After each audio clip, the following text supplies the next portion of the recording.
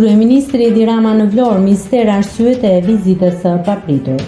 Kryeministri Edi Rama ka zhvilluar një vizitë pa njoftuar në qytetin e Vlorës. Sipas raportimeve, kreu i qeverisë është ndalur për disa orë në vilat qeveritare pranë zonës së ujit të ftohtë. Ende nuk dihet qëllimi zyrtar i vizitës së tij, ndërsa burime jo zyrtare nuk përjashtojnë mundësinë që ajo të lidhet me zhvillimet politike të fundit dhe përgatitjet për zgjedhjet vendore në Bashkinë e Vlorës.